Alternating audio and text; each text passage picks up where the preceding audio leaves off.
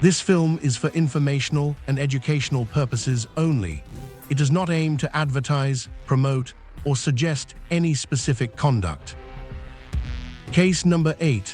The clerk who promised 520%. Every famous swindle has a founding myth, and this one belongs to a man most people have never heard of. Long before the word Ponzi existed, the scheme it describes already had a master. He was not a financier or a banker. He was a clerk, a quiet, church-going bookkeeper from Brooklyn who looked at the way the world trusted men in fine offices and realized that he did not need the office. He only needed the promise. And the promise he chose was so absurd that its very absurdity became its power. His name was William Franklin Miller, and in 1899 he was about 25 years old. He lived an ordinary Brooklyn life, a wife, a modest house, a low salary kept on other men's ledgers. He was a bookkeeper, the sort of invisible man who counts money all day and never owns any of it. But he had two things that mattered. He understood numbers well enough to know exactly which ones people wanted to hear. And he had a place inside a church where people already trusted him. Miller was president of a young men's Bible society at the Tompkins Avenue Congregational Church in Brooklyn. These were respectable, hard-working people, the kind who saved carefully and prayed often. They knew him as devout and reliable, and that in the end was his single greatest asset. A con man who walks in off the street has to earn your trust. Miller already had it, handed to him by a community that assumed a church-going bookkeeper could never lie to their faces. He told them a story. He had friends, he said, on the inside of Wall Street, clerks and insiders who knew which stocks and which grain markets were about to move before the public ever did. With that secret knowledge, he could place sure-thing bets that ordinary investors never had access to. He could not let everyone in, but for his friends from the church, for a select few, he was willing to share the winnings. All they had to do was hand him their money and let him work his magic in the markets. On the 16th of March, 1899, the very first investor took the bait. A man named Oscar Borgstrom handed over $10. It was a trivial sum, a few days' wages. But within a week, true to the promise, Miller paid him a full dollar in dividends, 10%, clean and on time. Borgstrom told his friends, they told theirs. And so the most dangerous machine in finance was switched on, powered not by stocks or grain at all, but by the simple fact that the dividends looked completely real. Understand what that 10% a week truly meant. $10 left untouched wood on paper become more than 5,000 within a single year. Reinvest the dividends and the curve turned vertical, a fortune conjured from a handful of coins. Annualized, the rate was 520%. No legitimate business on earth could pay it. The number was a lie so large that part of the human mind simply refused to do the math and chose instead to dream about the money. Miller gave his operation a name designed to glow with safety and thrift, the Franklin Syndicate, after Benjamin Franklin, the patron saint of the careful American penny. He printed receipts decorated with Franklin's portrait and a motto promising that the road to wealth was as plain as the road to market. Every detail was chosen to whisper the same reassurance to a nervous saver. This is not a gamble. This is sober, sensible, all-American prosperity. Trust the bookkeeper. Trust Franklin. The mechanics were the oldest trick that would later carry Ponzi's name, though no one yet called it that. Miller was not investing the money in anything. He paid the early backers their dazzling dividends straight out of the cash handed in by the newer ones. As long as more money flowed in than flowed out, the illusion held perfectly. Every satisfied investor became an unpaid salesman, and every dividend paid was simply another depositor's stolen savings, handed back with a smile. The operation settled into a modest two-story wooden house at 144 Floyd Street in Brooklyn. From the outside, it looked like nothing, an ordinary home on an ordinary residential street. Inside, it was becoming the busiest unlicensed bank in America. There were no vaults, no charters, no auditors, just a clerk, a growing crew of helpers, and a tidal wave of envelopes that was about to turn that quiet little house into the most talked-about address in Brooklyn. Word spread faster than Miller could ever have planned. The story was irresistible. A humble clerk who had cracked the secret of Wall Street and was generously sharing it with ordinary people. Cooks and carpenters, widows and shopkeepers, policemen and clergymen began arriving at Floyd Street to press money into his hands. They did not see a swindle. They saw the one chance of their lives to escape a future of scraping by, and they did not intend to miss it. To pull in money from beyond Brooklyn, Miller went to the newspapers, and he went big. His circulars and advertisements eventually ran in something like 800 papers across the country at a cost of tens of thousands of dollars. The post office had to assign special handling to the flood of mail pouring into Floyd Street. From Ottawa to Ohio, strangers who would never set foot in Brooklyn mailed cash and money orders to a clerk they knew only from an advertisement promising 10% a week. Inside the little house, the scene turned frantic. Miller hired wave after wave of clerks, dozens of them, just to open the envelopes, count the cash, and record the names. Money came in faster than they could process it. Bills were stuffed into drawers, into baskets, into anything that would hold them. The Franklin Syndicate had no banking license and no real business, yet it was now handling more cash by the day than many genuine banks. And nearly every dollar of it belonged to someone who would never see it again. By autumn, the crowds outside Floyd Street had become a daily spectacle.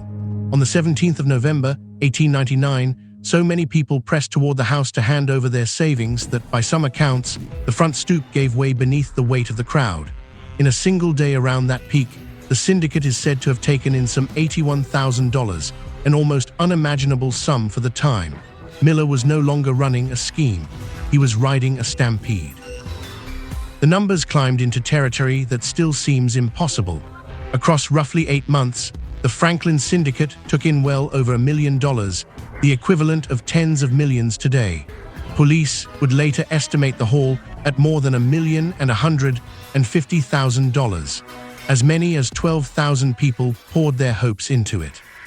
Each of them believed the same thing, that they had gotten in early, that the music would not stop, and that this time the bookkeeper really had beaten the system. It was around this time that a lawyer entered the story, and the swindle gained a brain colder than Miller's own. His name was Robert Ammon, a sharp Manhattan attorney with a gift for finding the seams in the law. Ammon understood at once that Miller was sitting on a mountain of other people's money with no legal ground to stand on. Where Miller saw a miracle, Ammon saw a problem to be managed and an opportunity to be quietly drained. Ammon's advice was shrewd and self-serving. He urged Miller to incorporate the Franklin Syndicate, a legal maneuver that could quietly convert guaranteed deposits into ordinary, non-guaranteed stock, and so blunt the promises Miller had made. And he positioned himself to receive the money for safekeeping. As the cash kept rolling in, more and more of it flowed not into any market, but into the hands and accounts of the lawyer who had appointed himself the keeper of the swindle's spoils. But a machine that pays 520% a year is a machine racing toward its own destruction, and somewhere in the city, suspicious eyes had begun to watch. The promise was simply too loud to ignore. If Miller really commanded such returns, where were his trades? Which brokers carried his accounts? Which exchanges knew his name? A few skeptical men began to ask those simple questions, and the answers they found would bring the whole house down. The decisive blow came from a small financial newspaper called On Change, and its editor, a man named E.L. Blake. Blake did the one thing no eager investor ever bothered to do. He checked. He searched the brokerage houses and the exchanges for any sign of William Miller's supposed inside trading, and he found absolutely nothing. No accounts, no trades, no genius investor at all. There was only money coming in and money going out, the unmistakable shape of a fraud. Blake printed his warning plainly. The Franklin Syndicate was a swindle, and its dividends were nothing but the deposits of the next victims in line. The bigger papers, the Brooklyn Daily Eagle among them, seized on the story and spread it across the city. The spell that had held 12,000 people was finally, fatally broken. The same newspapers that had once carried Miller's glowing advertisements now carried his exposure, and the crowd that had rushed to give him money was about to rush to take it back. There was a desperate effort to keep the lie alive. Miller and his associates are said to have tried to buy off the press, dangling a bribe at one Boston newspaper to kill the damaging stories. It did not work. Once a single credible voice had said the word swindle out loud, the panic could not be contained. In a scheme that survives only on confidence, the loss of confidence is not a setback. It is the end, and the end now arrived with terrifying speed. Almost overnight, the direction of the crowd reversed. The people who had stood in line to push money through Miller's door now stood in line to drag it back out. Floyd Street filled with frightened depositors waving their receipts and demanding their savings all at once. But there was nothing behind the promise. The dividends had always been paid from the deposits, and now the deposits were being clawed away faster than any new ones could replace them. The machine had finally run out of fuel. On the evening of the 24th of November, 1899, William Miller did what every cornered swindler eventually does. He ran. By some accounts, the man who had taken in more than $1 million fled with only about $200 in his pocket, slipping out of Brooklyn and making for Montreal, across the Canadian border, where American police could not easily reach him. He left behind a city of furious creditors, a house full of unpaid clerks, and 12,000 people staring at worthless receipts. He did not flee on his own instinct alone. It was the lawyer, Robert Ammon, who is said to have urged Miller to run, and who stayed behind to manage what was left. Another of Miller's associates seized a large sum, around $145,000, and simply disappeared with it. The men closest to the money looked after themselves first. The thousands of ordinary savers who had actually supplied that money were left with nothing but the cold comfort of a printed promise.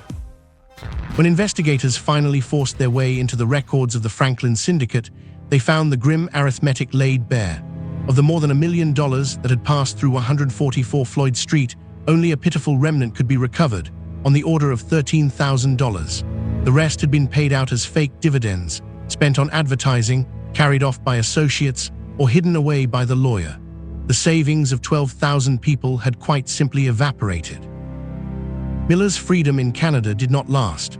On the 26th of November, just 2 days after his flight, a Brooklyn grand jury indicted him for grand larceny. American detectives crossed into Montreal, tracked him down, and by early February of 1900, he was under arrest and on his way back to face the people he had ruined. The clerk who had promised 520% was now a prisoner, returning to the city that wanted its money and its answers. His trial opened in Brooklyn in April of 1900, and there was little for the defense to work with. The evidence was overwhelming, the ledgers damning, the ruined victims numberless. The jury found William Miller guilty of grand larceny, and the court handed down a punishing sentence, 10 years of hard labor at Sing Sing, the grim fortress prison on the banks of the Hudson. The bookkeeper who had counted other people's money for a living would now count his days behind stone walls. Even then, the case refused to settle. Miller's lawyers fought the conviction through the courts, and in 1901, an appeals court actually reversed it, raising the astonishing prospect that the most notorious swindler in Brooklyn might walk free on a technicality. But in January of 1902, the highest court in New York reversed the reversal. The conviction stood.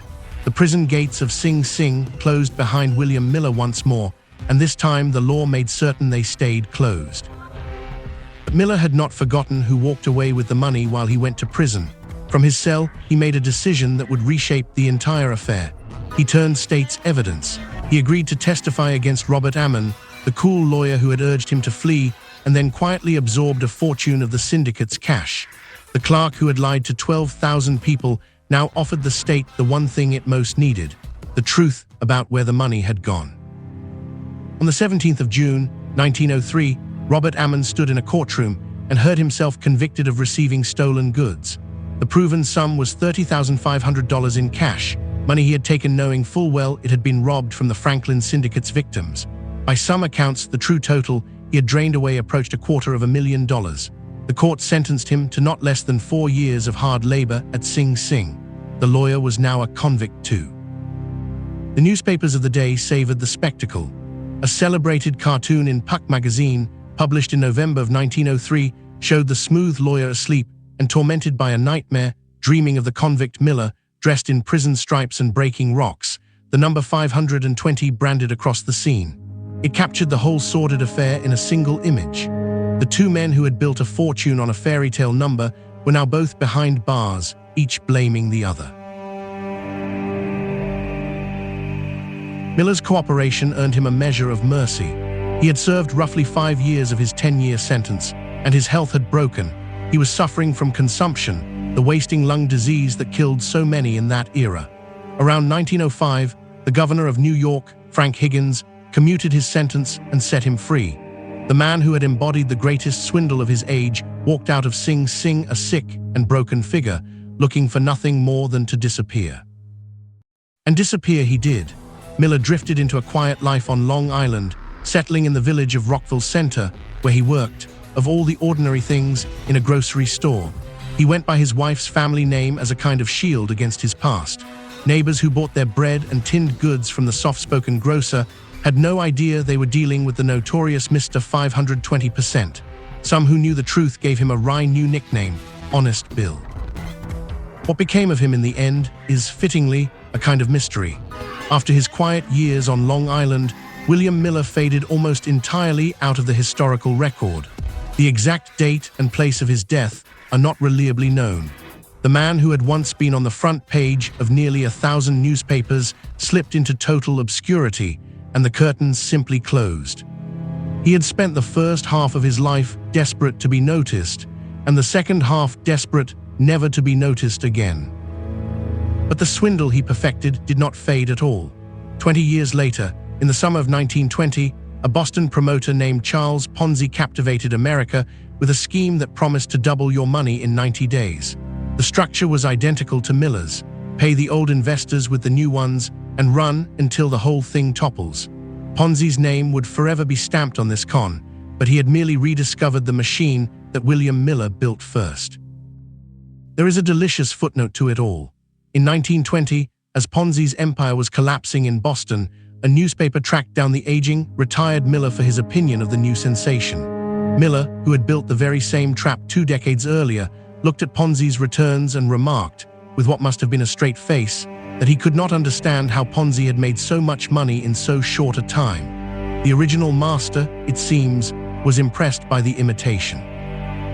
Strip away the dates and the names, and the lesson is timeless. Miller never beat the market, never held a secret tip, never made a single honest dollar of profit. He sold a number so large it switched off people's judgment, and then paid the early winners with the savings of the latecomers. It is the same machine that runs in every era, under every new name and every shiny new technology, because the bait never changes. Impossible returns, guaranteed, available only to you right now. So remember the Clerk before you remember the names that came after. 12,000 people, more than $1 million, a wooden house in Brooklyn, and a promise of 520% a year. William Miller proved, a full generation before Ponzi, that the deadliest weapon in finance is not greed alone. It is greed wrapped in trust, a familiar church-going face telling you the impossible is real, and that this once, just this once, the rules do not apply to you.